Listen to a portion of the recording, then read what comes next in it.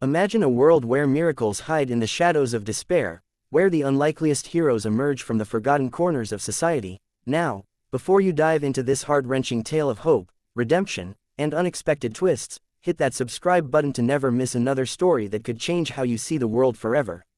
In the bustling city of Eldridge, where skyscrapers pierced the heavens like arrogant fingers and the streets pulsed with the relentless rhythm of ambition, drive,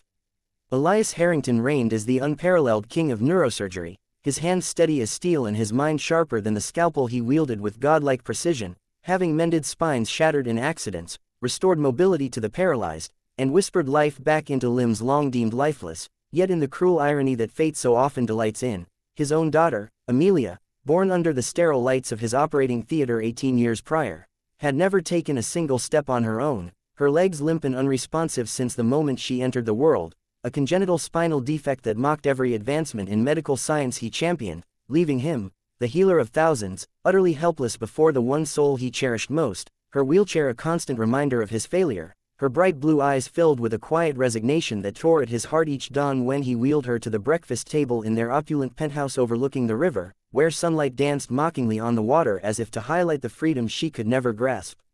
Amelia, with her cascade of auburn hair and a smile that could light up the darkest OR, had grown into a young woman of remarkable intellect, devouring books on philosophy and physics, her mind roaming free while her body remained imprisoned, and Elias spared no expense, flying in specialists from Zurich, Tokyo, and Boston, subjecting her to experimental therapies that promised miracles but delivered only dashed hopes and mounting medical bills that his fortune absorbed without a dent. Yet deep down, in the quiet hours after midnight surgeries, he wrestled with a gnawing guilt, wondering if his relentless pursuit of career had somehow cursed her, perhaps the long hours away during her mother's pregnancy, or the stress that claimed his wife's life in childbirth, leaving him a widower haunted by what-ifs. The city below their glass-walled home teemed with life, from suited executives barking into phones to the homeless huddled in alleyways, invisible to most. But one rainy autumn evening, as Elias pushed Amelia's wheelchair through the park after yet another futile consultation, the downpour soaking them both, they sought shelter under a weathered gazebo where a young boy, no older than 12, with skin as dark as midnight and eyes that held the wisdom of ancient stars, sat strumming a battered guitar, his clothes ragged and patched, his bare feet caked in mud, a cardboard sign at his side reading, "Music for food." His name, whispered later, was Jamal, a child of the streets orphaned by a fire that claimed his family years ago, surviving on scraps and songs, his voice a haunting melody that cut through the storm like a beacon. Amelia, ever the empathetic soul, insisted they listen, her father reluctantly agreeing, tossing a few bills into the boy's empty hat. But as the rain eased, Jamal's gaze locked onto Amelia's wheelchair, curiosity sparking in his eyes, and without preamble, he set down his guitar and approached, his small frame unbowed by hardship, saying in a voice steady and sure, "Miss, you look like you've got stories in those eyes, but your legs ain't telling 'em. Let me try." Words that hung in the air like a challenge, Elias bristling at the audacity of this street urchin presuming to try where world-renowned doctors had failed. But Amelia, intrigued by the boy's earnestness, nodded, her heart fluttering with a mix of amusement and inexplicable hope, and so began a chain of events that would unravel secrets, forge unlikely bonds, and twist the fabric of their realities in ways none could foresee. Jamal, undeterred by Elias's skeptical glare, knelt before Amelia, his hands hovering over her lifeless legs, not touching but close enough to feel the warmth, murmuring words in a language that sounded like a blend of street slang and ancient incantations, his eyes closing as if drawing from some inner well of power. And to Elias's astonishment, Amelia gasped, a faint tingling spreading through her toes, something she hadn't felt since, well, ever. But the surgeon dismissed it as psychosomatic, a trick of the mind. Yet as days turned to weeks, Jamal became a fixture in their lives, Elias grudgingly allowing the boy to visit their home after running background checks that revealed nothing but a tragic past. No family, no records beyond a shelter stay, offering him food and shelter in exchange for whatever therapy he provided, though secretly hoping to debunk the boy's methods scientifically. Jamal's sessions were simple. He'd sit with Amelia in the sunlit conservatory, sharing stories of his life on the streets, the friends he'd lost to the cold, the dreams he harbored of becoming a musician, all while placing his hands near her legs, encouraging her to visualize walking, to feel the earth pulling you up, his presence a balm to her isolation. And slowly, impossibly, sensation returned, first pins and needles, then faint muscle twitches that had physical therapists baffled, Elias monitoring every change with MRIs and nerve conduction tests that showed neural pathways firing where none had before, whispering to colleagues about a potential breakthrough, perhaps a placebo effect amplified by the boy's charisma, but deep down fearing it was something more, something beyond his rational world. Twist upon twist unfolded as Amelia's progress accelerated. She stood for the first time on wobbly legs, supported by parallel bars, tears streaming down her face as Jamal cheered, "See.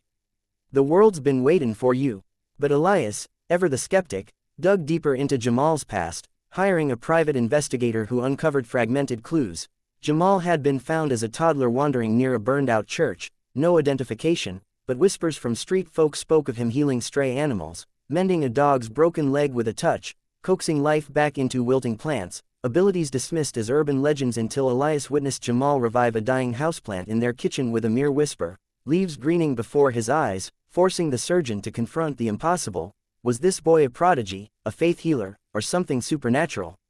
As Amelia took her first unaided steps across the living room, the media caught wind, headlines blaring, "Miracle Boy Heals Surgeon's Paralyzed Daughter," turning their private triumph into a public spectacle, reporters camping outside, religious groups hailing Jamal as a saint, scientists demanding tests, but amid the chaos, a darker twist emerged. Jamal began experiencing debilitating headaches after each session, his small body weakening, as if transferring his vitality to Amelia, a secret he hid until Elias noticed the boy's pallor, confronting him in a heated argument where Jamal confessed, "I ain't no hero, doc.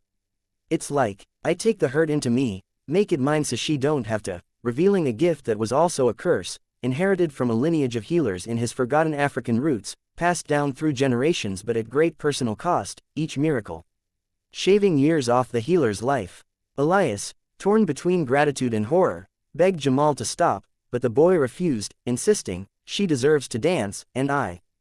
got nothing else to give." Their bond deepening as Amelia, now walking with a cane, advocated for Jamal, the three forming an unlikely family, Elias adopting the boy legally, providing him education and stability. Yet the twists multiplied when a shadowy organization, the Veil Consortium, surfaced, a clandestine group hunting individuals with anomalous abilities, having tracked Jamal for years after rumors of his street healings, infiltrating Elias's life through a fake colleague who sabotaged Amelia's recovery with tainted medication, causing a relapse that left her bedridden once more, forcing Jamal to push his limits in a desperate all-out healing that restored her fully but left him comatose, his body frail and failing. In the hospital vigil, Elias uncovered the consortium's files, revealing Jamal wasn't just a healer but a descendant of ancient guardians, his bloodline tied to forgotten rituals that could reshape reality, and in a heart-pounding climax, as agents stormed the ward to abduct the boy, Amelia, now strong and mobile, used her newfound freedom to barricade the door, buying time for Elias to administer an experimental serum derived from Jamal's own blood samples, awakening the boy with amplified powers that repelled the intruders in a burst of ethereal light, the room filling with whispers of ancestral spirits. But the final twist shattered everything. Jamal, recovering, revealed he wasn't homeless by chance but sent by a vision from Amelia's late mother, a spectral guide who appeared in his dreams, directing him to the park that fateful day, her spirit lingering to orchestrate the miracle, ensuring her daughter's freedom at the cost of exposing Jamal's gift to the world. And as the family fled to a secluded cabin, evading the consortium, Amelia took her first run through the woods, Jamal at her side, Elias watching with tearful pride, their story a testament to the power of unlikely connections, the boy who said, "Let me try," becoming the bridge between science and soul, despair and delight, in a world forever changed by one act of fearless compassion. The end came not in triumph but in quiet reflection. Years later, with Amelia a renowned advocate for the disabled, Jamal a celebrated musician whose songs healed hearts if not bodies, and Elias retired, penning a memoir that blurred the lines between fact and faith, their bond unbreakable.